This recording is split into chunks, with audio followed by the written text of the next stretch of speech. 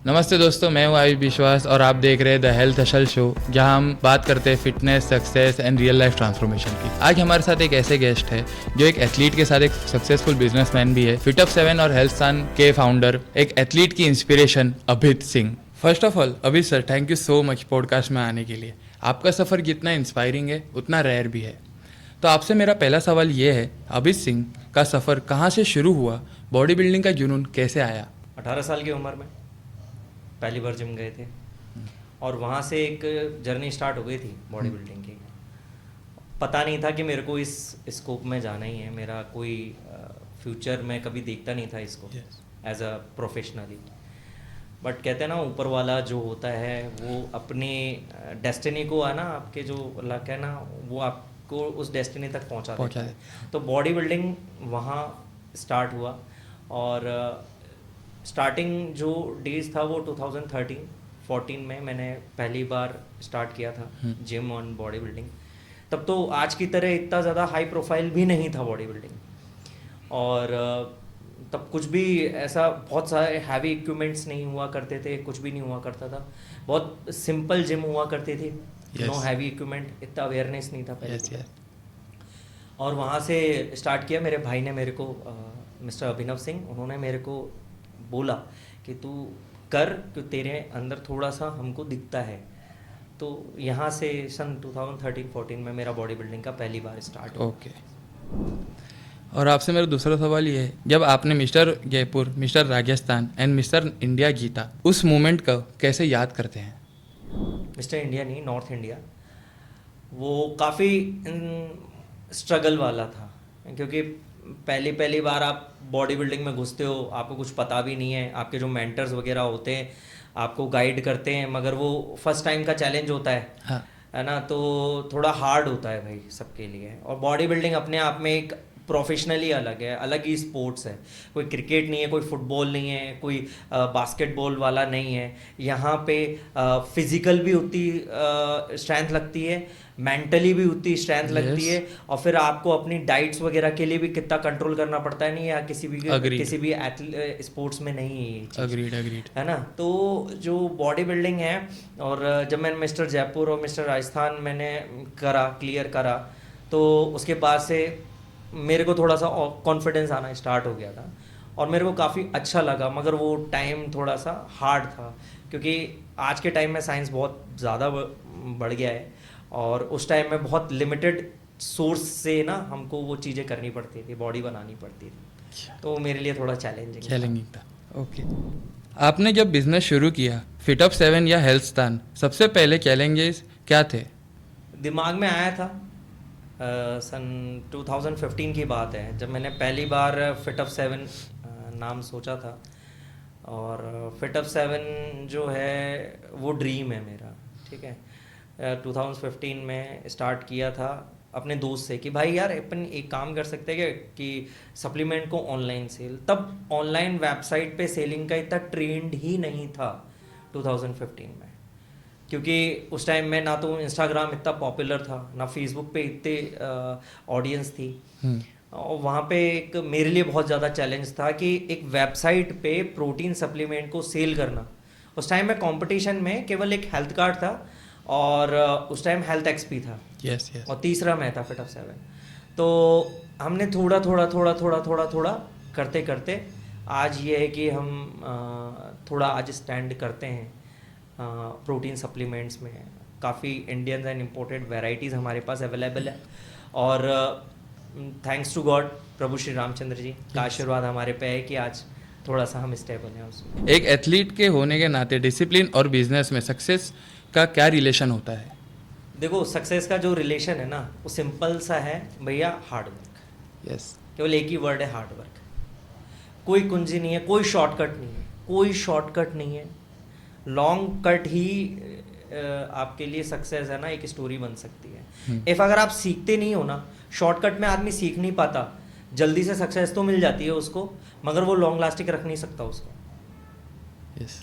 मगर जो लंबा चलता है ना, तो सीखने को, जो जिस रास्ते पे लंबा जाके सक्सेस पाएगा ना, उसको है ना वो क्या नाम है, सक्सेस जल्दी मिलेगी और सीखेगा बहुत कुछ सीखेगा उसमें। तो सीधा सा फंडा है भैया, चाहे बिजनेस कर लो चाहे कुछ भी कर लो, आपको हार्डवर्क तो अपना पूरा देना पड़ेगा। पूरा देना पड़ेगा। फिटअप 7 का नाम कैसे डिसाइड किया और ब्रांड के पीछे क्या विजन था आपका?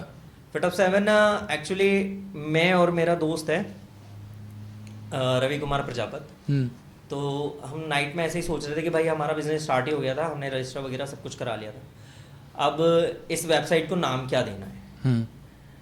तो तब आया कि भाई बहुत सारे नाम आए, 10-15 नाम हमने सोचे रात में बैठे बैठे, और हमारी करीबन 2 बजे तक बातें हो रही थी, तब नया नया व्हाट्सएप ट्रेंड में चल रहा था। यस। तो ऐसे ही मैंने कहा यार फिटअप रखे क्या, तो वो बोला कि यार तेरी कंपनी का नाम P7 फिटनेस एंड वेलनेस है, तो P7 भी आ जाएगा, ठीक, मतलब 7 लगाते हैं अपन।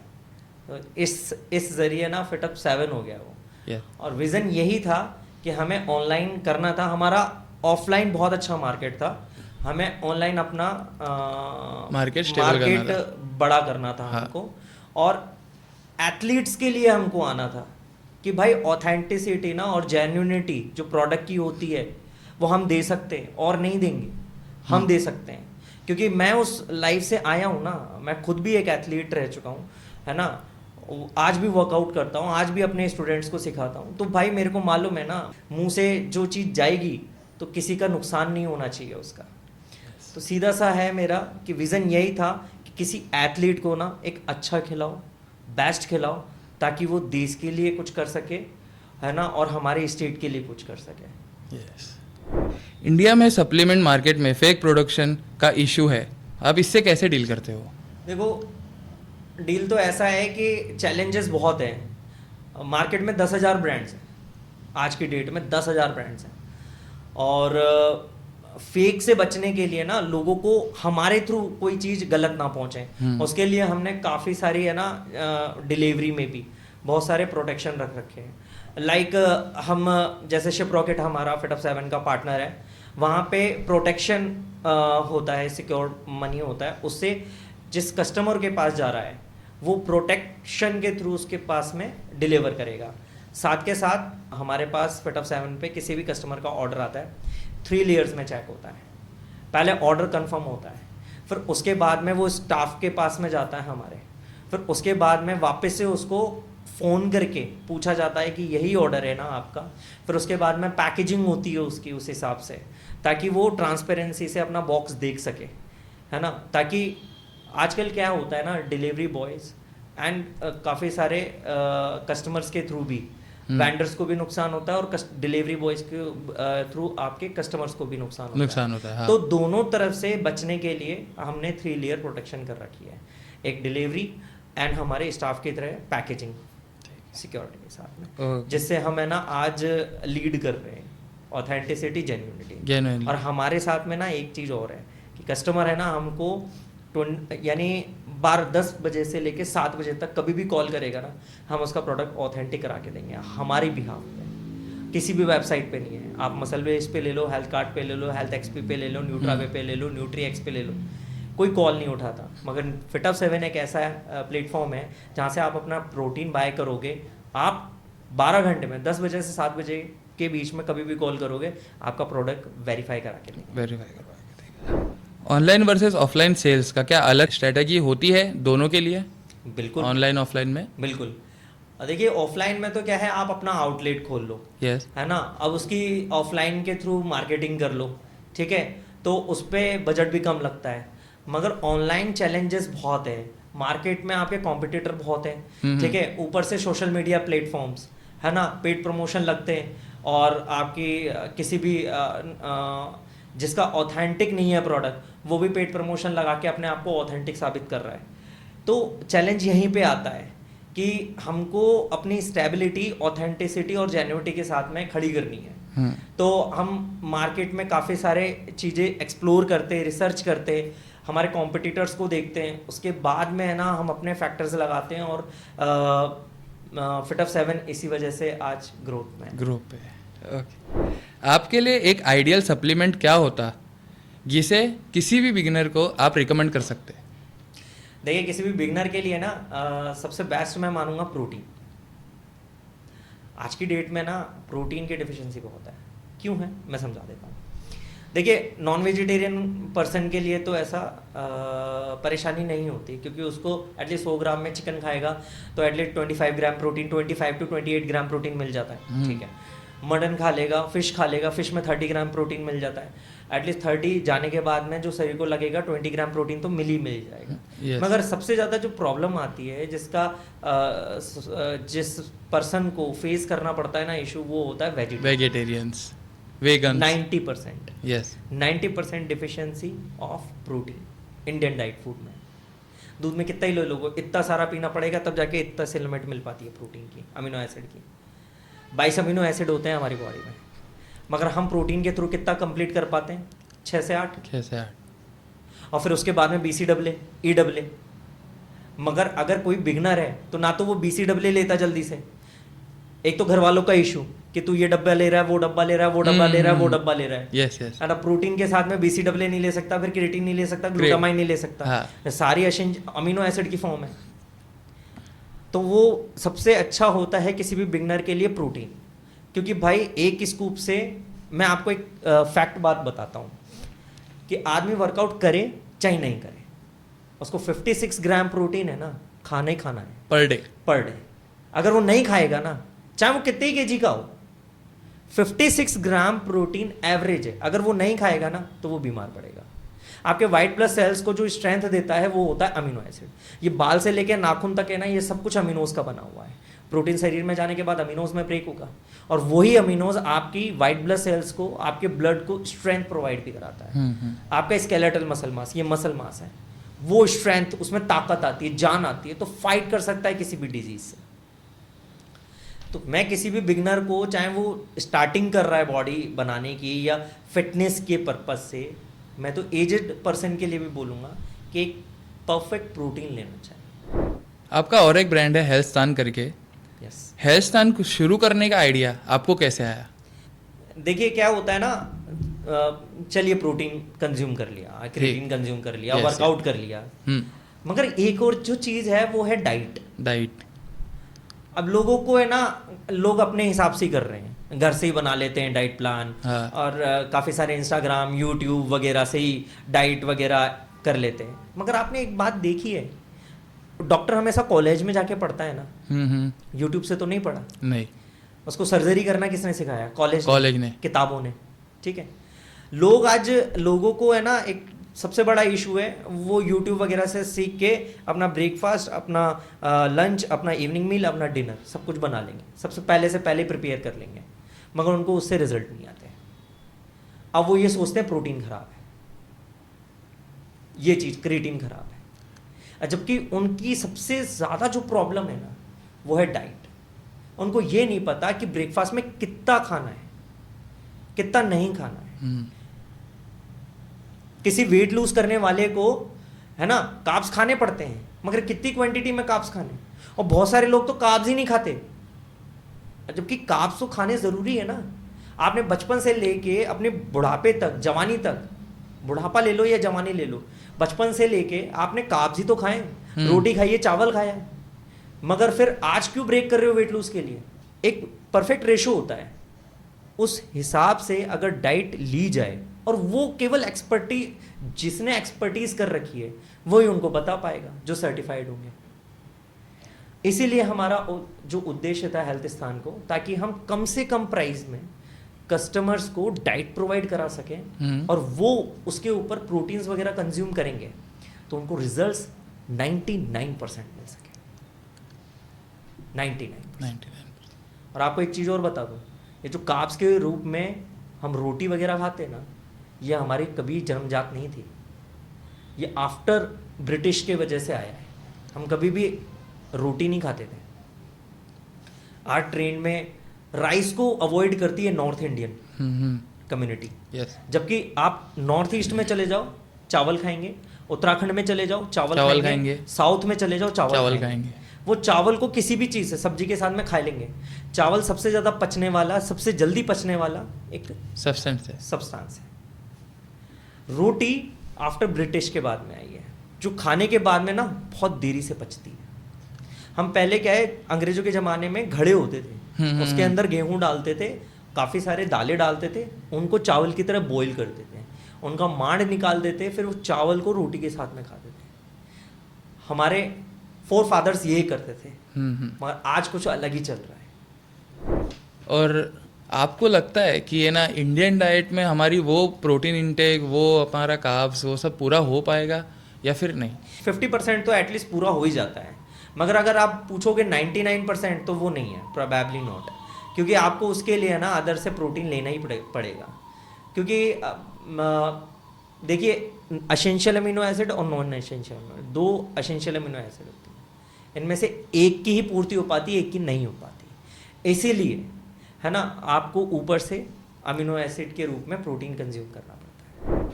जब आप खाते हो मिनिमम प्राइस में बेस्ट डाइट, इसका लॉजिक क्या है? बिजनेस लॉस नहीं होता? तो ये बिजनेस लॉस तो नहीं होता। जो हम डाइट प्रोवाइड करा रहे हैं वो हमारे करीबन 12 ईयर की एक्सपर्टीज़ है, और अब वो हम कस्टमर से केवल बहुत मामूली सा अमाउंट दे रहे हैं। कस्टमर सब्सक्रिप्शन ले रहा है, ठीक है, इससे हमको कोई लॉस नहीं होता, क्योंकि ये हमारी केवल जो हमने एजुकेशन अर्न करी है उसको हम रिटर्न में कस्टमर्स को कम बजट में दे रहे हैं, तो इससे हमको लॉस नहीं होता। और ये हमारा हेल्थ स्थान केवल ऑनलाइन प्लेटफॉर्म है, ऑफलाइन आउटलेट नहीं है।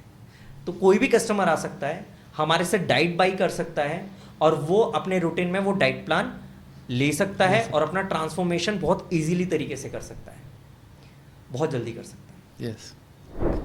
आपको लगता है लोग हेल्थ को लेकर सीरियस है, सिर्फ ट्रेंड बना रखा है? मतलब अभी इंस्टा पे चल रहा है कि है ना हेल्थ बनाओ। देखिए, अवेयरनेस तो काफ़ी आई है। सन 2013 में ना नाइस के डब्बे चलते थे, वो बंद हो गए। उसके बाद में धीरे सन 2015 में पहली बार मसल ब्लेज आई थी, ठीक है। धीरे धीरे सन आफ्टर लॉकडाउन इतना पीक पकड़ा है ना सप्लीमेंट इंडस्ट्री, प्रोटीन इंडस्ट्री ने, अमेजिंग। और लोगों के अंदर ना फिटनेस को लेके बहुत अवेयर हुआ है आफ्टर कोविड, बहुत ज़्यादा, कि हमें फिटनेस अपनी मेंटेन करके रखनी। और दूसरी चीज़ ये है कि ट्रेंड अगर है तो ये अच्छा ही है ना। आदमी एक दूसरे को देख के ही तो चेंज होता है। आज उसकी बॉडी फिजिक अच्छी हुई, पतला सा था बंदा, और उसने इंस्टाग्राम चलाया, अपना वीडियोस वगैरह डालना, ट्रांसफॉर्मेशन दिखाया, तो उससे जो भी 10 बंदे जुड़े उनमें से 2 बंदों में तो परिवर्तन आएगा ना, फिटनेस के लिए अवेयरनेस तो आएगी ना। तो एटलीस्ट जो ये इंडस्ट्री सबसे जो डाउन है ना, वो इंडस्ट्री को पीक मिलेगा। हम मेहनत इस इंडस्ट्री को खड़ा करने के लिए कर रहे हैं, फिटनेस इंडस्ट्री। हमारा मेन जो मोटिव था ना हेल्थ स्थान और फिट अप 7 को, वो इस फिटनेस इंडस्ट्री को राजस्थान में बूम करने का था, और आज भी हम उसको है ना संकल्प लेके चल रहे हैं। तो वैसे भी अभी कोविड के बाद से तो फिटनेस इंडस्ट्री ने बहुत पीक पकड़ा है, ये तो आप भी जानते हैं, हम भी जानते हैं। तो इसके लिए एक आम आदमी के लिए बेसिक हेल्दी रूटीन क्या होना चाहिए? आप ये वर्कआउट के बिहाफ पे पूछ रहे हो या डाइट के बिहाफ पे पूछ रहे हो? दोनों के बिहाफ। दोनों के बिहाफ पे। देखिए, मैंने है ना बहुत ज़्यादा नोटिस किया है कि बहुत सारे लोग जिम नहीं जाते। यंग यूथ तो जाता है जिम, मगर जो 40-45 के एज के लोग हैं वो नहीं जाते, घर बैठे रहते हैं। और जो सीनियर सिटीजन है वो भी नहीं जाते, जबकि जाना चाहिए। आजकल तो मैंने काफ़ी सारी रील देखी हैं जिसमें है ना एक बुजुर्ग लेडी है और वो 100 kg डेडलिफ्ट मार रही है। yes, yes, एक सीनियर सिटीजन है, वो चिनअप मार रहे हैं 15-15, और उनकी वो लगते ही नहीं है कि वो 85 है। Amazing fitness. तो यंग यूथ तो जिम जाएगा, मगर ये एवरेज जो 40 से 45-50 के लोग हैं वो क्या कर सकते हैं? तो उनके लिए मैं बता सकता हूँ, जो आप डेली रूटीन में ना, आपको बचपन से कोई ना कोई एक गेम पसंद था, चाहे वो बैडमिंटन हो, चाहे वो क्रिकेट हो, चाहे वो फुटबॉल हो, चाहे वो बास्केटबॉल हो, चाहे वो वॉलीबॉल हो, चाहे वो कबड्डी हो, चाहे वो खो खो हो, लंगड़ी हो, जो खेल है ना, आप उसको घर पे खेलो 1 से 1.5 घंटे के लिए। आप खेलोगे ना, डेली खेलो आप, 30 डेज में आपके फिटनेस में वो चेंजेस आएंगे ना जो आप सोच नहीं सकते। आप स्किप मत करो, क्योंकि आज क्या है, हम आराम के चक्कर में ना हमारी इम्यूनिटी खो रहे हैं, हमारा एंड्योरेंस खो रहे हैं। आज आदमी का सड़क पे चल रहा है, अनफिट आदमी, उसका बैग चोरी हो गया, पर्स लेके भाग गया कोई चोर, पकड़ लेगा वो आदमी? अनफिट आदमी थोड़ी देर में थक जाएगा। हाँ मगर जिसकी फिटनेस होगी ना, आर्मी वाला बंदा, लाइक आर्मी वाला, डिफेंस वाला बंदा, कमांडो वाला बंदा, उसको तुरंत पकड़ लेगा। क्यों? फिटनेस, फिटनेस, क्योंकि रेगुलर वो ट्रेनिंग। Regular training. आप 1 घंटा तो दे सकते हो ना। और जिसके जीवन में ना 1 घंटा भी नहीं है ना वर्कआउट के लिए, वो फिर उसका कुछ नहीं हो सकता। जीवन का सबसे बड़ा जो है ना कि आप अपने डेली रूटीन में 45 मिनट्स अपने वर्कआउट को निकाल के दें। आपने जिन एथलीट्स को ट्रेन किया उनमें से कोई किसी कहानी, जैसे आप खुद इंस्पायर हुए हो उनमें से किसी में से, जैसे किसी को भी आपने ट्रेन किया, आप उनकी कहानियों से इंस्पायर हुए हो? हाँ, एक है जिससे मैं बहुत इंस्पायर हुआ हूँ, हिमांशु शर्मा। सांगानेर में रहते हैं वो। और 108 केजी का एक लड़का था।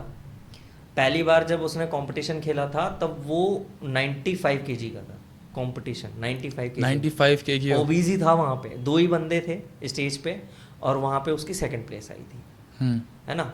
क्योंकि 80 प्लस अबाव में जब कंपटीशन होता है वहाँ पे 2 ही बंदे होते हैं। वो 95 था, ओबीस था, बहुत गंदा। फिर उसके मेंटर ने मेरे से मुलाकात कराई उनकी, और वो बोले कि अभित भाई आप एक बार देख लीजिए। मैंने कहा ठीक है, काम करते हैं इस पे। मैंने उनको बोला कि देखो यार, मेरे को है ना शॉर्ट टर्म गोल पसंद नहीं है, मेरे को 8 महीने लगेंगे इस पर्सन को चेंज करने के लिए। क्योंकि बॉडी बनानी सब कुछ नहीं है, मेरे को कंडीशन भी चाहिए, वस्कुलैरिटी भी चाहिए, पेपर स्किन चाहिए, है ना, और एब्स चाहिए प्रॉपर। मैंने उसको तोड़ के रख दिया था,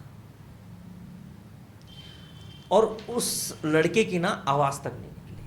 आवाज मैं अपने हाथ से उसकी डाइट लेके जाता था, अपने हाथ से सांगानेर उसको डिलीवर्ड करता था कि भाई तू मत परेशान हो। क्योंकि वो इतना टूट जाता था ना, वो उसको शाम को भी ट्रेनिंग करनी होती थी और सुबह को भी ट्रेनिंग करनी होती थी, 2 टाइम दिन में, 2 टाइम। और पीक टाइम पे तो उसका हालत ज़्यादा कंडीशन खराब हो गई थी, डिप्लीट पे, जब हम वाटर आउट करते बॉडी से। वो आज भी लड़का मेरे को याद है। और मेरी पूरी जितने भी, मैंने आई थिंक करीबन 50-55 प्लस लड़के बॉडी बिल्डिंग के लिए तैयार करे हैं, जिसमें एमेच्योर ओलंपिया और नॉर्थ इंडिया के लिए भी हैं। उसमें से one of the best student of my life. मैं प्राउडली उसका नाम ले सकता हूँ, हिमांशु शर्मा। कौन सी एक ऐसी चीज़ है जो हर एथलीट में होनी चाहिए बट अक्सर नहीं होती? Dedication, hard work, mind game है सब। मन में ठान लिया ना, डेडिकेशन, दृढ़ निश्चय, ठान लिया ना मेरे को ये करना है, तो मेरे को ये करना है। क्योंकि बॉडी बनाते बनाते ना लड़के कभी बियर पी लेते हैं, कभी स्मोक कर लेते हैं, कभी कुछ भी कर लेते हैं।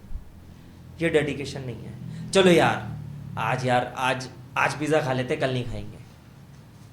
चलो यार आज स्किप कर देते हैं, यार आज कार्डियो स्किप कर देते हैं, अरे यार चलो कल एब्स स्किप कर देते हैं। ऐसे होती है क्या फिटनेस? नहीं। एथलीट्स का मतलब समझते हैं आप? एथलीट्स जिसने अपने आप को ना वो गेम में ना उतारा हुआ हो। एक एथलीट को बनाने में ना बहुत टाइम लगता है, बहुत पेशेंस लगती है। उस गुरु से पूछो, आप उस गुरु से पूछो जो अपने आप को निचोड़ देता है उस स्टूडेंट पे। और जब वो स्टूडेंट करता नहीं है ना वो अचीव, वो जीत गया। जीतना इज नॉट मैटर, आगे खेलना है, उस पीक पॉइंट तक पहुंचना है, उस स्टेज पे पहुंचना है जहां पे आपको वो गुरु, आपका गुरु देखना चाहता है आपको। वहां तक नहीं पहुंचता ना, गुरु को सबसे ज्यादा दुख होता है। तो डेडिकेशन है ना 100 में से ना केवल 1 लड़के के अंदर होता है, और वो गुरु खुश नसीब होता है जिसको वो एक स्टूडेंट मिलता है। अब जैसे हम बात करते हैं कि जैसे ICN हो गया, एमेच्योर ओलंपिया हो गया, जैसे बड़े प्लेटफॉर्म तक पहुंचाना मेंटली या फिजिकली क्या लगता है? बहुत स्ट्रगल लगता है सर। एथलीट्स के लिए तो होता ही होता है, मेंटली गुरु के लिए भी बहुत चैलेंजिंग होता है। शायद आप जानते हो नहीं जानते हैं, हेनरी रैमबॉर्ड फिलीट के कोच रह चुके हैं, और सीबम के कोच रह चुके हैं। उन्होंने काफ़ी बुनेंदिया जो मैन फिजिक चैम्पियन थे उनके भी कोच रहे हुए हैं, और काफ़ी सारे एथलीट्स के रह चुके हैं। आप कभी उनकी यूट्यूब पे काफ़ी वीडियोस हैं, आप उनसे सुनना कि एक मेंटर होता है ना, उसको मेंटली अपने स्टूडेंट को कितना एनालाइज करना पड़ता है हर मंथ, हर एक चीज़। क्या होता है, केवल एक्सरसाइज कराना नहीं होता सब कुछ, हर मंथ उसका डाइट चेंज करना, उसकी कंडीशन देखना, वीक में 2 बार उसका खुद का प्रोग्रेस रिपोर्ट चेक करके आना जिम के अंदर, उसको मोटिवेट करना। क्योंकि वर्कआउट सेम रूटीन 365 डेज, एक साल के अंदर सेम रूटीन फॉलो करते करते एथलीट डिमोटिवेट हो जाता है, और जब वो ट्रॉफी नहीं मिलती ना, तब और ज़्यादा डिमोटिवेट होता है। तब एक मेंटर ही होता है उसके पास में जो उसको मोटिवेट करता है वहां तक पहुंचने के लिए जहां पे उसकी जहां उसका हक है। तो इतना बहुत ज़्यादा चैलेंजिंग होता है। 12 साल के बिजनेस जर्नी में सबसे बड़ा फेलियर क्या था और आपने क्या सीखा उससे? एक स्टोरी सुनाता हूँ आपको। हम्म। जब स्टार्ट ही किया था हमने फिट अप 7, तब हम आम्रपाली सर्किल थे, सुबह 5:30 बजे हमें एक प्रमोशनल इवेंट करना था। तो मेरी पूरी टीम थी 15 से 20 जनों की, पूरी टीम थी 15 से 20 जनों की। उसके वहाँ पे हमने पूरा स्टैंडीज़ वगैरह सारा ऑपरेशनल किया, एक बंदा फेसबुक का लगाया, एक इंस्टाग्राम का, पूरा पीआर टीम थी हमारी। वहाँ पे रिटायर आर्म्ड ऑफिसर आए थे, रिटायर। अब उनको वो क्या है, वहाँ पे साउंड्स वगैरह लगा दिए थे हमने, तो उनसे उनको प्रॉब्लम थी। तो वो लोग आने के बाद में उन्होंने बोला ये साउंड वाउंड कहाँ बज रहा है, हम सुकून के लिए आए, है ना, सुकून के लिए वर्कआउट करने आए, और ये किसने किया है ऐसा। उनने थोड़ा चीज़ें तोड़ दी फोड़ दी। और वो मेरा पहला प्रमोशनल इवेंट था फिट अप 7 का। उसकी वजह से हमको है ना सारी चीज़ें हमारी डैमेज हुई, लैपटॉप्स, कैमरे वगैरह, काफ़ी नुकसान हुआ था। 3 घंटे बाद हम लोग साथ में बैठे, मीटिंग करी, तो बहुत शेमफुल वाला था भाई, पहला ही इवेंट हमारा, इस तरीके से चीज़ें, कॉलर पकड़ ली, मारा कूटी हुई। हम उनको गलत नहीं मानते, शायद हमने ही रिसर्च नहीं करी थी, वो हमारा फेलियर था। मगर आज उसको सीखते हुए ना हमने बहुत सारी चीज़ों में इम्प्रूवमेंट किया। और हमेशा है ना, एक चीज़ मैं आपके थ्रू ना सबको कहना चाहूँगा कि हर चीज़ को गलत नज़रिए से मत देखो, कुछ चीज़ें सही करने के लिए भी आती हैं। मैंने उससे सीखा कि मैं हो सकता था गुस्सा, मैं एफआईआर कर सकता था, बहुत सारी चीज़ें थी मेरे पास ऑप्शन, मगर नहीं, मैंने नहीं किया। क्यों? क्योंकि मेरे लाइफ का पहला लेसन था, मैं गिरा था, बहुत भयंकर गिरा था। उसके बाद मैं मुश्किल 1 महीना लगा था मेरे को रिकवर होने में, मगर मैंने उससे सीखा कि हमको उससे सीखना चाहिए कि हमको बहुत ज़्यादा रिसर्च करने की ज़रूरत है किसी चीज़ को इम्प्लीमेंट करने के लिए। तो जैसे आप में मोटिवेशन कभी ख़त्म होती है तो आप अपने आप को कैसे रीसेट करते हो? मूवी देख के। मोटिवेशनल मूवी है हाँ। काफ़ी, चंदू चैंपियन, ठीक है, भाग मिल्खा भाग, और उरी, ठीक है, फाइटर। जब भी डिमोटिवेट होता हूँ ना, मैं सारे काम छोड़ देता हूँ और मूवी देखता हूँ, एथलीट्स की स्टोरी सुनता हूँ, बायोग्राफी देखता हूँ। मैं ये देखता हूँ कि मेरे फोरफादर्स ने क्या किया, है ना, और इंडिया में डेली एक यूनिक एथलीट की स्टोरी है। आप रिसर्च करो, आपको सैकड़ों मिल जाएंगी, आप सीख सकते हो। हार क्यों मानो, क्यों माननी है हार, किस लिए माननी है हार? सांसें रुक गई क्या आपकी? आप खाना छोड़ देते हो क्या? तो फिर आप स्ट्रगल करना क्यों छोड़ रहे हो? एक हार से आप हारना छोड़ दोगे या जीतना छोड़ दोगे क्या?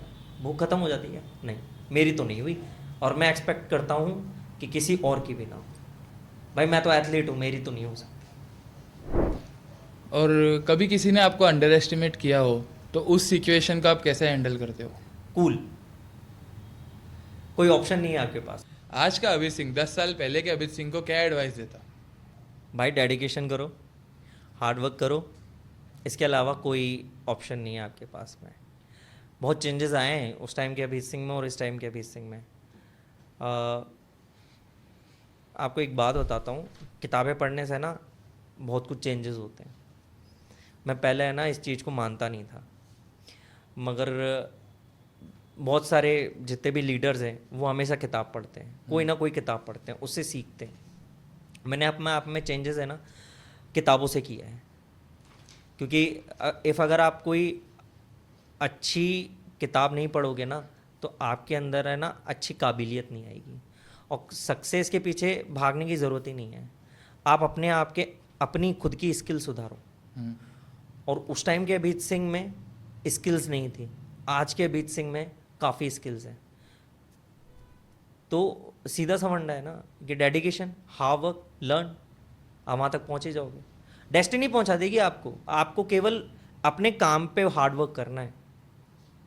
सक्सेस के पीछे भागना नहीं है, अरे यार ये नहीं होगा, यार मेरा ऐसे नहीं हो पाएगा, वैसे नहीं हो पाएगा, ऐसा नहीं हो पाएगा। नहीं, केवल अपना डेली रूटीन का काम करो और पूरा 100% दो उसको पर डे। वहाँ पहुँच जाओगे आप जहाँ पे आपको पहुँचना है। आपके अकॉर्डिंग सक्सेस का असली मतलब क्या होता है? हार्ड वर्क, पंचुअलिटी, इसके अलावा कुछ नहीं।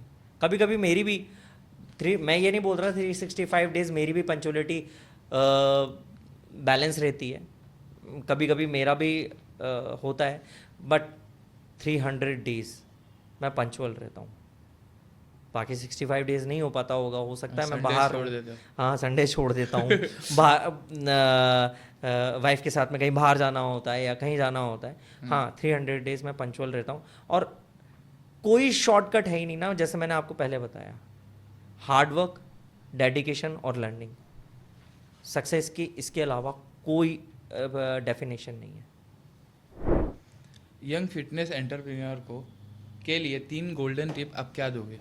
रिसर्च करो, जो आप चीज़ कर रहे हो उसके ऊपर रिसर्च करो, उसके ऊपर लर्न करो, उसको एडेप्ट करो और टाइम दो।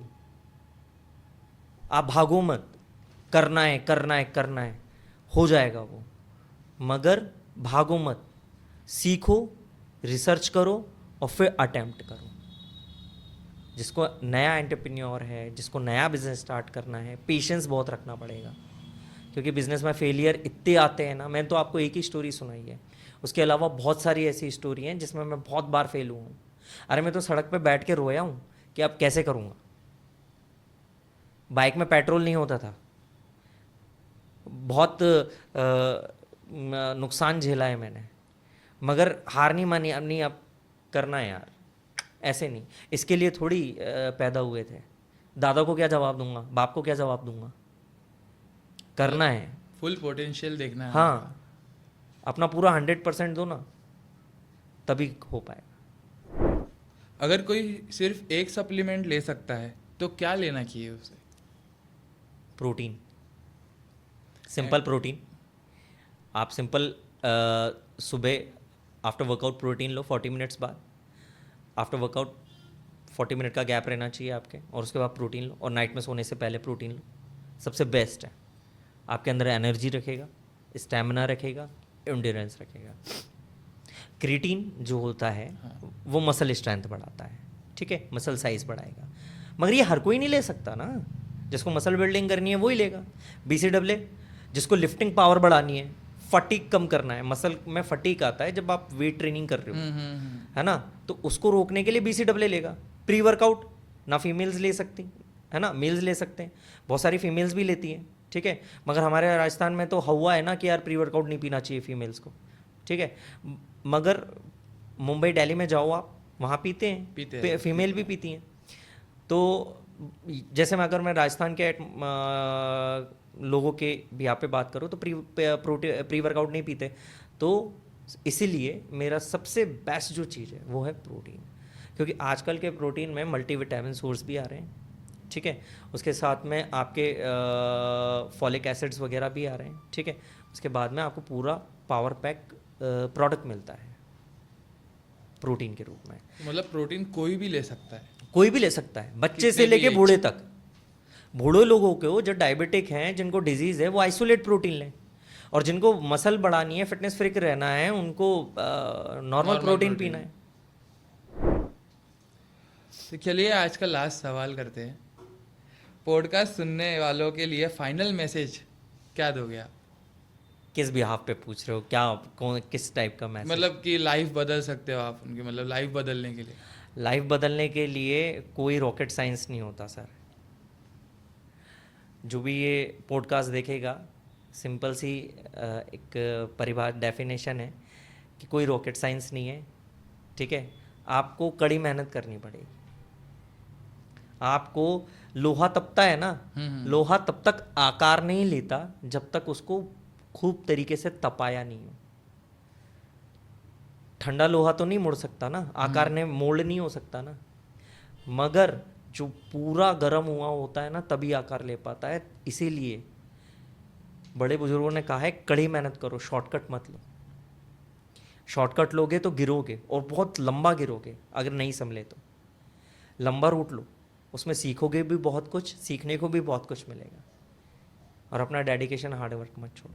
मतलब धीरे धीरे धीरे धीरे धीरे करके धीरे सीढ़ी चढ़नी है। और अपने आप को गिराओ मत यार, नहीं अब नहीं होगा, अब नहीं होगा, मैंने छोड़ दिया, गिव अप कर दिया। फिट अप 7 जब आया ना मेरी ज़िंदगी में, तो ऐसे कई मोड़ आए जहाँ पे फिट अप 7 मेरे साथ में नहीं था, मगर मैंने नहीं छोड़ा उसको, उसने भी मेरे को नहीं छोड़ दिया। इसलिए आज मैं स्टैंड कर रहा हूँ, आपके सामने बात कर पा रहा हूँ।